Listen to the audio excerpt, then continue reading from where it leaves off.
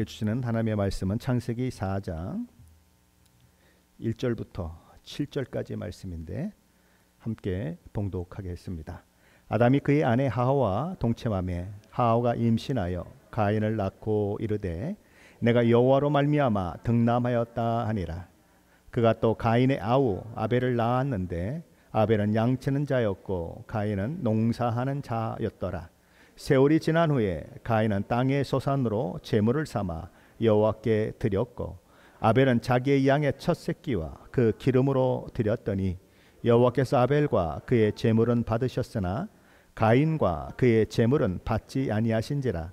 가인이 몹시 분하여 안색이 변하니 여호와께서 가인에게 이르시되 내가 분하여 하면 어찌 됨이며 안색이 변하면 어찌 됨이냐.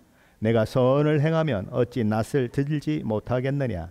선을 행하지 아니하면 죄가 문에 엎드려 있느니라.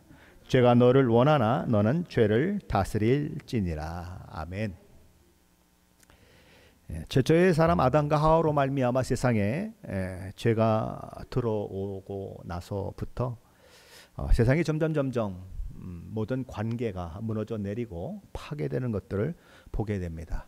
첫 번째는 어떤 일이 일어났습니까? 하나님과 인간의 관계가 파괴되는 그런 일들이 일어납니다.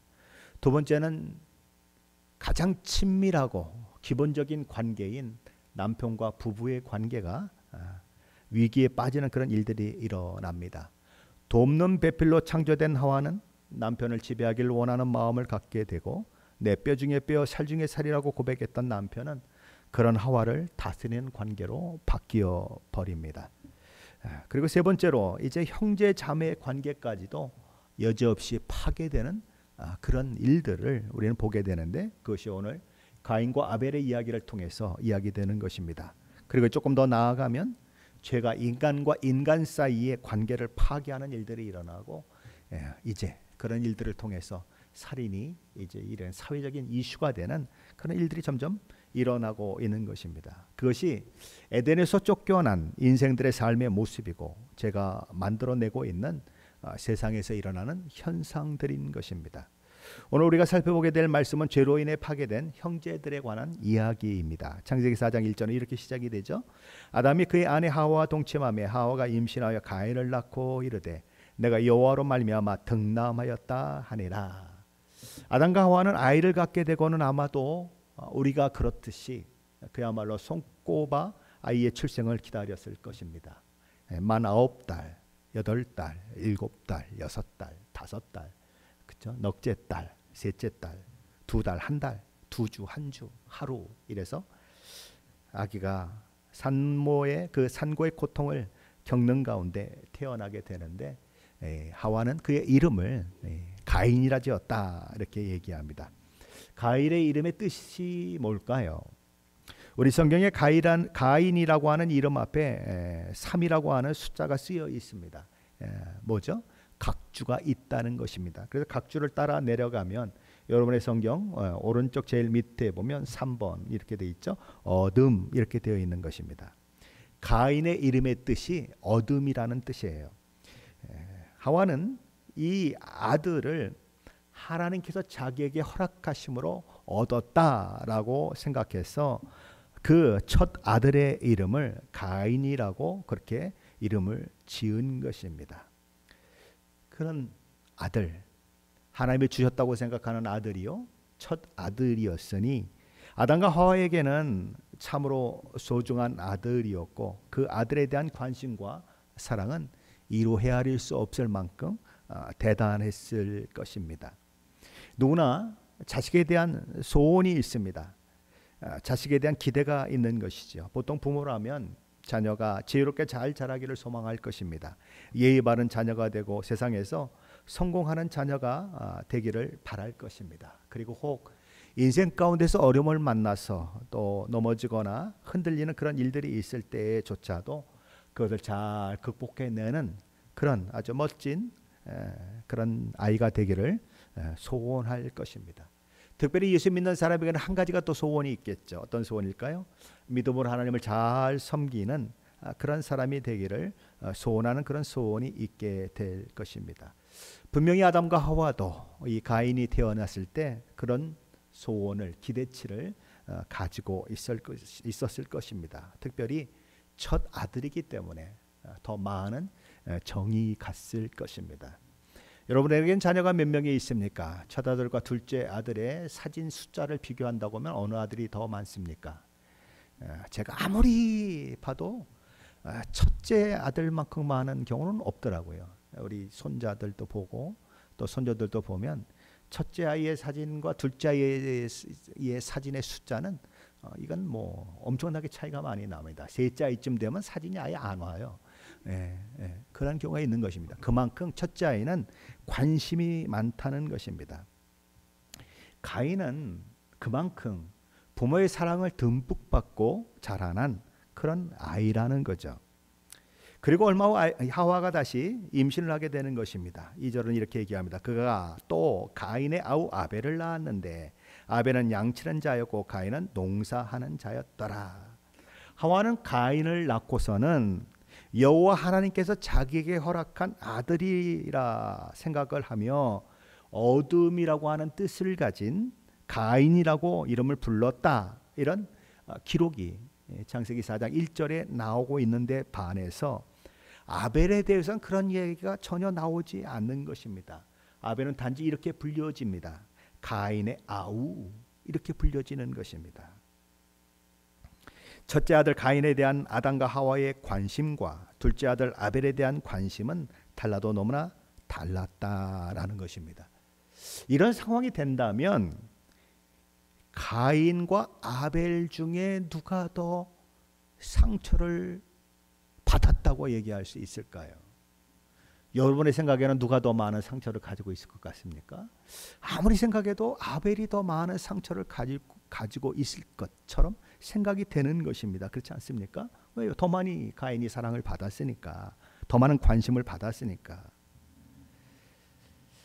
자, 그렇게 가인은 별로 상처도 받는 일도 없이 두 부부의 이 사랑을 받으며 그런 환경 가운데서 자라나면서 농사하는 자가 되는 것입니다. 그리고 가인의 동생 아벨은 양을 치는 자가 되는 것입니다.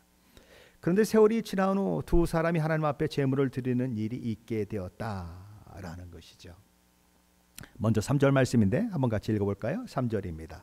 세월이 지난 후에 가인은 땅의 소산으로 제물을 삼아 여호와께 드렸고, 여기 세월이 지난 후에라고 하는 말은 생애의 마지막에라고도 번역이 가능한 말입니다. 그러니까 세월이 많이 흘렀다는 것을 이야기하는 말이라는 거예요. 그러니까 이들이 지금 하나님 앞에 제사하는 때가 무슨 뭐 어릴 때라든지 한참 젊을 때라든지 그런 때가 아니라 아주 장성해서, 그렇죠? 오랜 세월이 흘러간 그 이후에 드려진 예배다라는 것입니다. 그런 제사라는 것이죠. 가인은 농사하는 사람이었기 때문에 자신이 농사한 그런 것 중에서 취하여서 제물 하나님께 제사를 드렸습니다. 가인의 동생 아벨은 양을 치는 자였기 때문에 자기가 치는 양 중에서 첫 새끼를 구분해서 하나님께 제물로 드리게 되는 것입니다.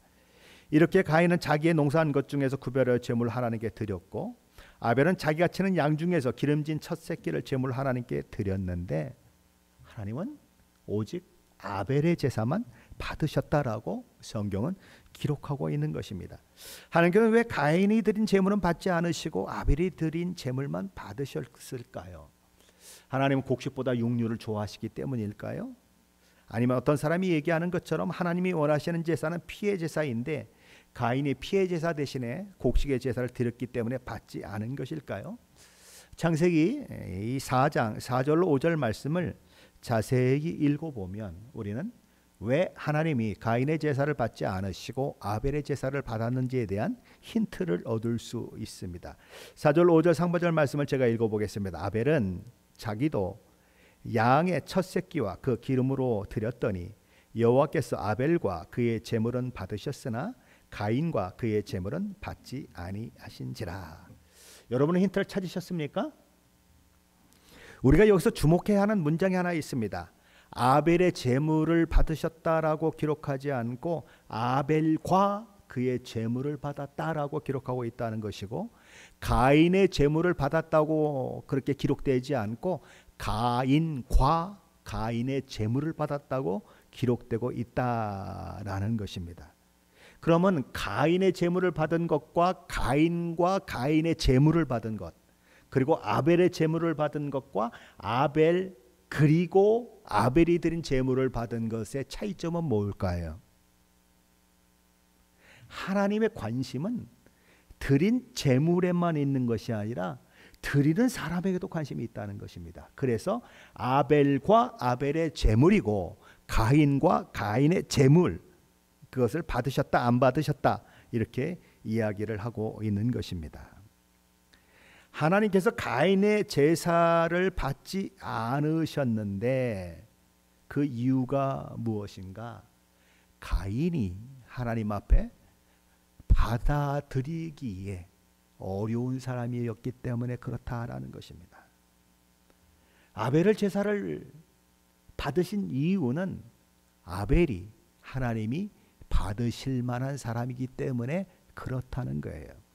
가인이 자기가 농사 짓는 것 중에서 취하여서 하나님 앞에 제물을 드린 것 아무 문제가 없는 것입니다. 아벨이 자기가 양을 치는 자이기 때문에 그 중에서 양을 취하여서 하나님 앞에 드린 것, 그것 역시도 아무 문제가 없는 것입니다. 왜냐하면 성경에도 곡식 제사를 드리는 것도 나오잖아요. 그렇죠? 그리고 짐승의 제사를 드리는 것도 나오는 것입니다. 그러니까 두 사람이 드린 제물에는 아무 문제가 없는 거예요. 그렇지만 왜 가인의 제사는 안 받으시고 아벨의 제사는 받으셨는가? 가인과 가인의 제물, 아벨과 아벨의 제물이라고 하는 것에서부터 우리는 힌트를 얻게 되는데, 결국은 제물이 문제가 아니라 사람이 문제라는 것입니다. 종종 인간들은 사람에 대한 관심보다 선물이나 뇌물에 더 관심을 가질 수 있는 경향이 좀 있어요. 그래서 우리 말에 그런 말이 있죠. 중이 연불에는 관심이 없고 잿밥에만 관심이 있다. 그런 얘기를 하는 이유는 우리 인간의 속성을 나타내는 것입니다. 뭐 중이 뭐 목사보다 나빠서 그런 것이 아니라, 목사 놈들도 그럴 수 있거든요. 그 인간의 속성이라는 거예요. 그런데 하나님은 사람과 예물을 같이 받으시는 분이라는 것입니다. 하나님은 가인과 그의 제물을 받지 않으셨고 아벨과 그의 제물을 받으셨습니다. 만일 저와 여러분의 한 주간의 삶을 마치 하나님 없는 삶처럼 살다가 고작 1시간 혹은 1시간 반 정도 되는 시간만 예배로 생각하는 사람이 있어서 그 시간만 하나님을 예배하면 되지라고 생각하고 앉아 있다면 그 예배를 하나님이 받으실까 질문해야 한다는 거예요. 하나님께서 가인이 드린 제물을 받지 않으셨고 아벨이 드린 제물을 받으셨다면 하나님은 우리가 드린 어떤 헌금은 받으실 것이고 반대로 어떤 헌금은 받지 않으실 것입니다. 우리가 드린 찬양도 어떤 찬양을 받으실 것이고 어떤 찬양은 받지 않을 것입니다. 우리 헌신도 마찬가지죠. 어떤 헌신은 받으실 것이고 어떤 헌신은 받지 않으실 것입니다. 저와 여러분이 지금까지 수없이 많은 예배를 드렸을 것입니다. 그런데 그 예배 중 어떤 예배는 하나님이 받으시는 예배였지만 어떤 예배는 하나님이 받으시지 않는 예배일 수 있다는 거예요. 왜냐하면 하나님은 가인과 가인의 제물은 받지 않으셨지만 아벨과 아벨의 제물은 받으셨다고 이야기하고 있으시기 때문인 것입니다. 나와 내가 드리는 예배가 함께 가지 않는 예배는 하나님이 받으시는 예배가 될 수 없다는 것입니다. 하나님께서 가인의 제사가 아니라 아벨의 제사를 받은 이유에 대해서 히브리서 저자는 히브리서 11장 4절 말씀에서 이렇게 설명하고 있습니다. 믿음으로 아벨은 가인보다 더 나은 제사를 하나님께 드림으로 의로운 자라 하시는 증거를 얻었으니 하나님이 그 예물에 대하여 증언하심이라. 그가 죽었으나 그 믿음으로써 지금도 말하느니라.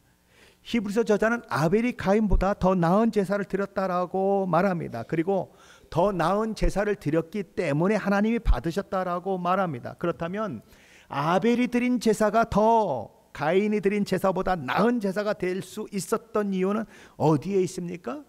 히브리서 저자는 아벨이 드린 제사는 믿음으로 드린 제사이기 때문이다라고 그 이유를 얘기하고 있습니다. 아벨의 제사는 다만 제물을 하나님께 드린 제사가 아니라 그의 믿음을 가지고 드린 제사라는 것입니다. 제물은 어떻게 드려져야 하는가? 믿음으로 드려져야 한다는 것입니다. 그리고 그렇게 믿음으로 드리는 제물이기 때문에 하나님께서는 아벨의 제사를 기쁘시게 받았다라는 것입니다. 믿음으로 삶을 살아낸 자가 드리는 제물이 바로 믿음으로 드리는 제물인 것입니다. 드리는 자의 믿음의 삶과 그가 드리는 예물은 결코 분리될 수 없다는 거예요. 그러게 사도 바울은 로마서 12장 1절에서 이렇게 우리를 권면하지 않습니까? 그러므로 형제들아 내가 하나님의 모든 자비와 심으로 너희를 권하노니 하나님이 기뻐하시는 거룩한 산제물로 드리라. 이는 너희가 드릴 영적 예배니라. 뭐를요? 너희 몸을 하나님이 기뻐하시는 거룩한 산제물로 드려라. 이렇게 말씀하는 겁니다. 제가 한국에서 신앙생활할 때에 우리 담임 목사님께서 설교 중에 이런 말씀을 하신 적이 있습니다. 하나님은 개같이 번 돈은 기뻐하지 않으십니다. 그러니 개같이 번 돈으로 하나님께 헌금할 생각하지 마십시오. 신명기에 있는 말씀을 가지고 그렇게 설교를 하셨습니다. 이 말씀 때문에 시험에 든 부부가 있었어요. 어떤 부부냐면 술집을 운영하는 부부였습니다. 그 부부는 술집을 운영하고 있었습니다. 그리고 술을 판 돈의 수익금으로 하나님 앞에 헌금을 하면서 자신을 위로하고 있었습니다. 내가 그래도 교회에 많은 양의 헌금을 하는 사람인데, 그렇죠? 헌금을 많이 했는데 하나님이 기뻐하시겠지. 근데 이 담임 목사님이 개같이 번 돈은 하나님 기뻐하시지 않는다고 하니까 자존심이 상하는 것입니다. 그래서 교회를 안 나오는 것이죠. 여러분이 개같이 벌어서 엄청나게 많은 돈을 하나님 앞에 헌금하면 목사는 기뻐할지 몰라요. 그러나 하나님은 기뻐하지 않으신다는 것입니다. 하나님은 삶의 예배가 없는 예배 별로 달갑지 않게 여기신다라는 것입니다. 세상에서 믿음의 삶도 살지 않고 그저 되는 대로 살다가 와서 예배를 하나님께 드리기를 원한다라고 하면 그것은 하나님이 기뻐하시는 예배가 될 수 없다라는 것입니다. 예배가 뭡니까? 하나님을 최고로 높여 드리는 것입니다. 하나님이 내 삶의 최고의 가치입니다라고 그렇게 하나님을 높여 드리는 거예요. 하나님이 나의 최고의 가치면 나의 삶의 현장에서도 하나님은 최고의 가치여야 하는 거예요. 그렇지 않아요? 한 시간 예배 드릴 때만 최고의 가치고 나머지 모든 시간은 세상의 것들이 최고의 가치고 세상에서 추구하는 모든 것들이 최고의 가치면 하나님이 이거 봐라. 아니 찬양할 때는 손 들고 큰 소리로 당신이 최고입니다 그러더니 나가서는 전혀 딴판이네.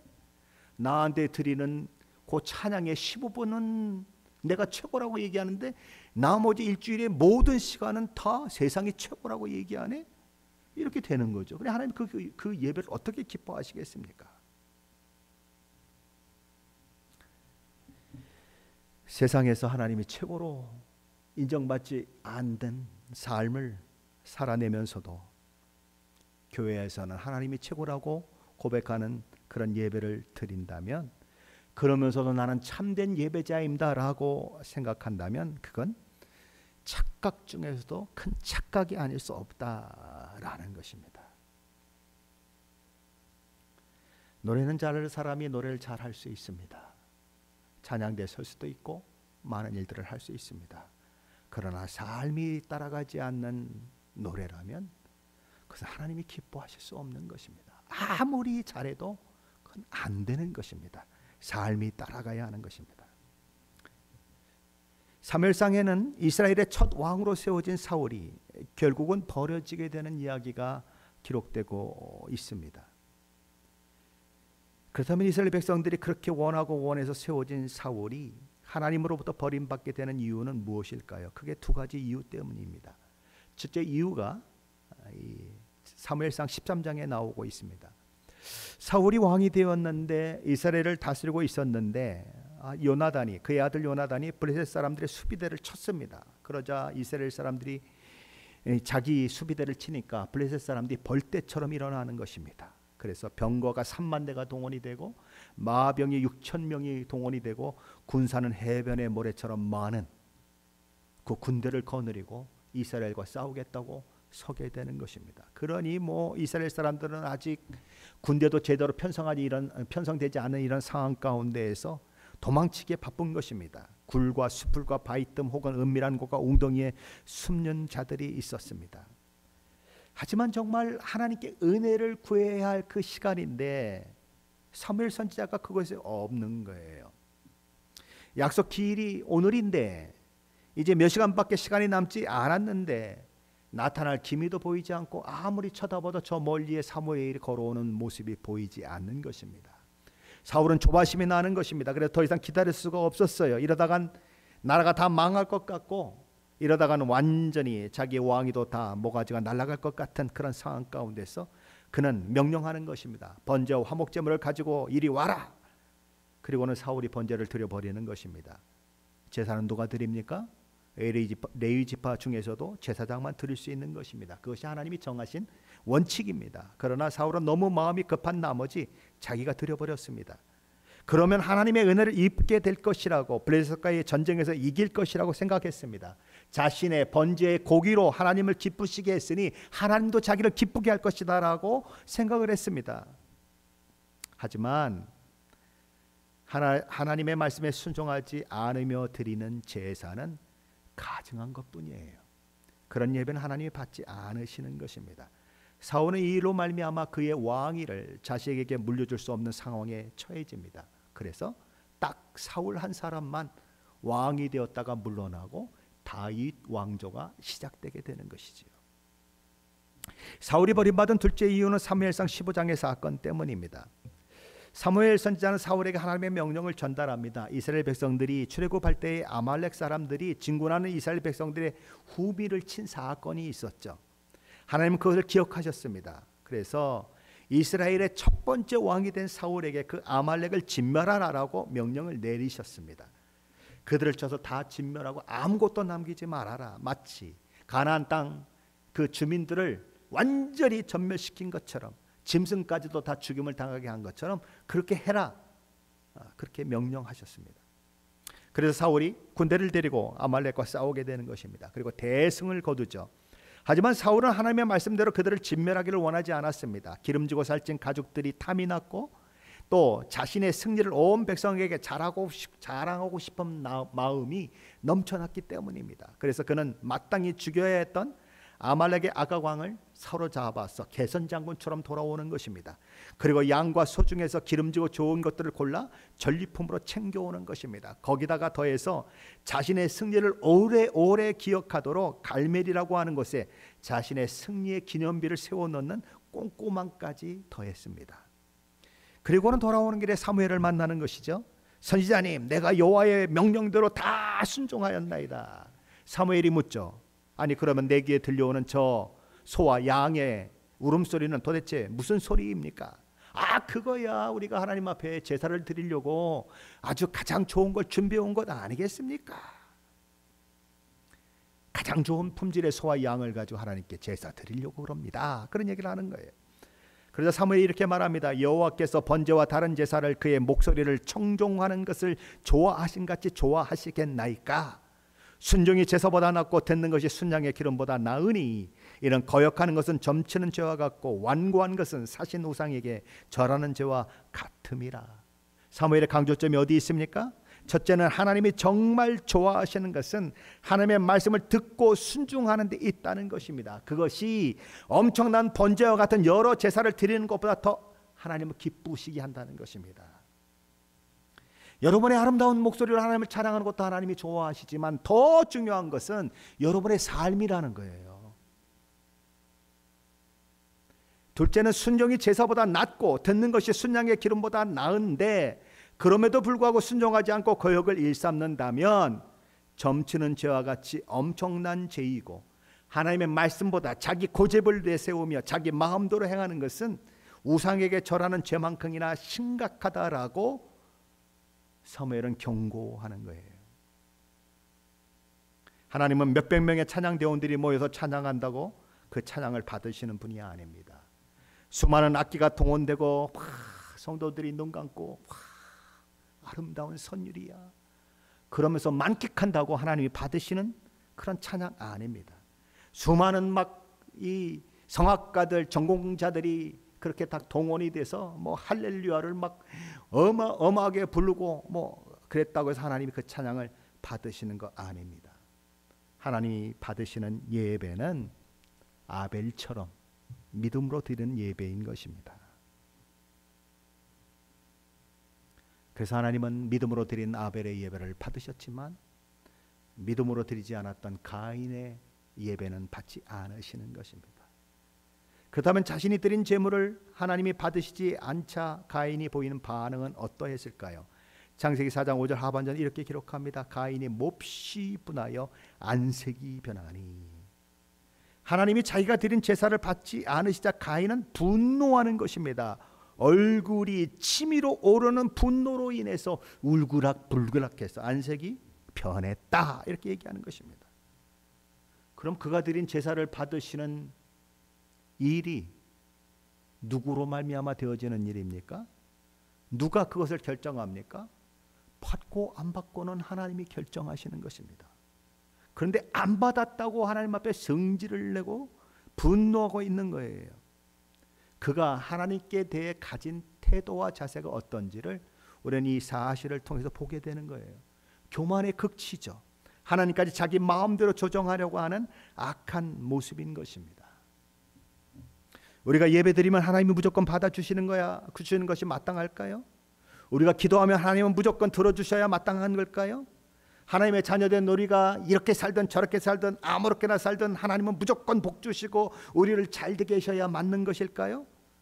아니, 하나님 우리가 이렇게 열심히 연습해가지고 멋진 찬양을 하나님께 드렸는데 그 찬양 받아주시지 않으면 그게 말이 됩니까? 라고 하나님 앞에 따지는 것이 옳을까요? 연합성가대가 3,000명이 모여서 할렐루야를 찬양했습니다. 근데 하나님이 안 받으셨어요.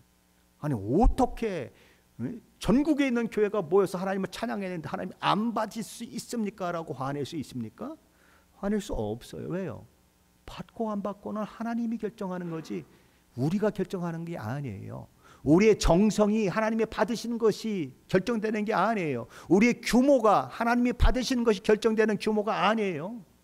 우리가 얼마나 아름다운 노래를 했느냐가 하나님이 받으시느냐 안 받으느냐 결정하는 것도 아니에요. 가인이 자신이 드린 제사를 하나님이 받으시지 않았다고 분노하며 안색이 변하는 이런 모습은 왜 하나님이 그의 제사를 받지 않으셨는지를 우리로 그냥 알게 해주는 증거물인 거예요.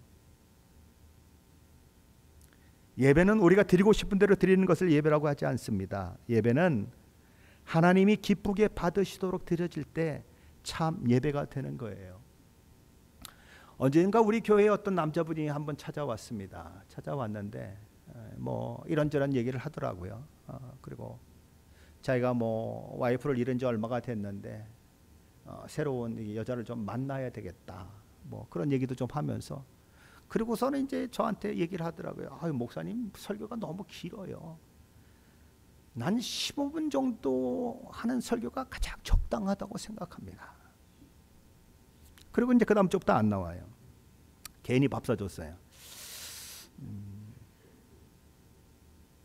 어떤 이들은 이런 예배가 참 예배라고 얘기합니다. 어떤 이들은 이러이러한 형식을 따라 예배를 드려야 참 예배라고 이야기합니다. 그래서 교단마다도 예배 형식이 다르고 교회를 다녀보시면 알겠지만 교회마다도 다 형식이 다른 걸 볼 수 있어요. 조금씩 달라요. 하는 방식이. 그럼 어떤 예배를 하나님 받으시는 예배입니까? 하나님이 받으시는 예배는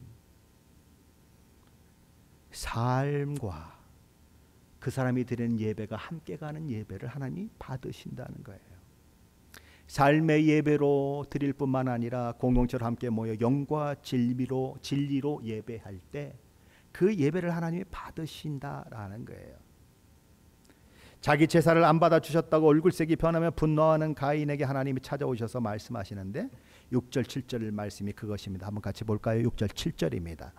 여호와께서 가인에게 이르시되 내가 분하여 하면 어찌 됨이며 안색이 변하면 어찌 됨이냐 내가 선을 행하면 어찌 낯을 들지 못하겠느냐. 선을 행하지 아니하면 죄가 문에 엎드려 있느니라. 죄가 너를 원하나 너는 죄를 다스릴지니라. 하나님께서는 가인이 분하여 함이 어찌 됨이냐, 안색의 변함이 어찌 됨이냐 물으십니다. 분하게 여길 일도 아니고 안색이 변할 일도 아니라는 것입니다. 그럼 어떻게 해야 합니까? 그의 삶을 돌이켜보고 믿음으로 행하지 않는 자기 삶을 회개하고 돌아서서 다음에 하나님께 제사를 드릴 때에는 바로 그런 돌아선 마음과 믿음으로 드리는 마음으로 하나님을 예배하면 하나님이 그 예배를 받아주실 텐데 성질 낼 일이 아니라는 것입니다. 자기가 잘못했으면 잘못한 걸 인정하고 하나님 앞에 하나님이 받으신 예배를 드리면 된다는 거예요. 하지만 가인은 그럴 마음이 없는 것입니다. 그래서 하나님은 그런 가인에게 경고하는 거죠. 내가 선을 행한다면 어찌 내 낯을 들지 못하겠느냐. 만일 내가 선을 행하지 않는다면 죄가 문에 엎드릴 것이다. 무슨 말입니까? 제가 문에 엎드린다고 하는 말은 마치 이 사냥하는 짐승이 딱 먹잇감을 노려보고 기회가 되면 팍 뛰어올라서 점프해가지고 잡아먹으려고 하는 것처럼 그렇게 죄가 엎드린다는 것입니다. 만일 가인이 선을 행하지 않고 계속해서 그렇게 악의시키는 일을 하게 되면 결국은 죄가 그를 잡아먹는 일이 있게 된다. 그 얘기를 하는 거예요. 그러니 하나님이 가인에게 말씀하시는 것입니다. 죄는 너를 원하지만 너는 죄를 다스려라.